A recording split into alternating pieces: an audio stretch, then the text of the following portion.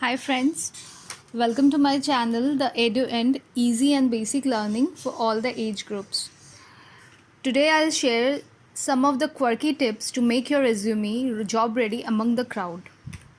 On a daily basis, a hiring manager receives hundreds of CVs for a job application, but we can bring their attention to our CV by giving some of the tricks, by giving some of the twist to our resume.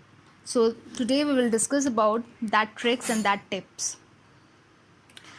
First thing, we have to include some of the unusual thing about us. Like what you can do is, usually we write we are good at coding, we are good at data analyzing, we know advanced Excel, we mention all the things, but we have to include some of the unusual thing about us, like speaking Japanese language, you know how to cook a Lebanese food, or you're jamming with a band. So this extra thing, extra zinc, will spark up a conversation with the hiring manager, and it will bring his attention towards your CV. So don't forget to mention one of the unusual thing about you. It doesn't mean that whatever I'm writing here you have to mention them. It has to be something else also, like you're good at swimming, so you can add it, but the basic thing is you have to include some of the unusual thing about you. Next, you have to be creative without going overboard. Like, a hiring manager is not watching a brochure with different fonts, with huge fonts, with bright colors. They don't want a decked out brochures. They are looking for a job application. It has to be simple and it has to be sober. And also, don't write a multiple pages resume. You can write 2 or 3 pages resume, but don't go overboard. Filter out the relevant information so that they can skim out the relevant information for their job application. And at the same time, you have to be creative, so don't forget to add a little bit subtle pop to your resume. Next, we often write as a hobby, like I like to listening music or I like reading. Don't include all those hobbies. Just add a peculiar hobby, like wildlife photography, like coin collecting, or you like to perform stand-up comedian at some clubs. So this peculiar hobby, it will bring attention to your CV, and he will maybe he can call you for the interview. So don't forget to add your peculiar hobby at the CV. Next is, this is very important, you have to do your homework, you have to do your research before mailing to the hiring manager.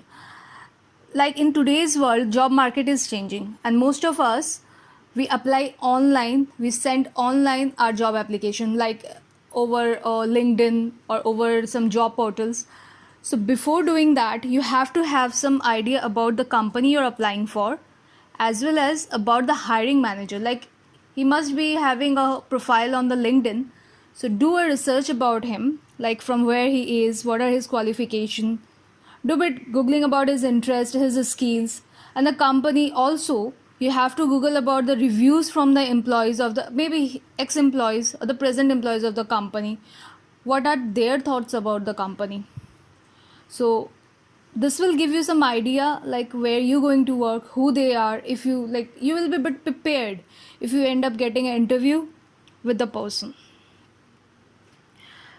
Next is objective part.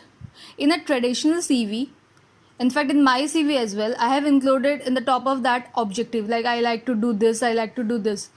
But it's advisable you skip that part, you ditch that objective part. Basically, objective part is mandatory, or it is important for the person who is taking a major career change, who is taking a leap towards a career change, so that they need to mention their objective that way. So if you, this is my advice, you ditch that objective part. You just give some twist to your resume, you just make it attractive, make it good, so that it will bring attention to your towards your CV. Next, last but not the least, keep it simple, keep it short, give all the relevant information, Like education, you have to give the latest education first.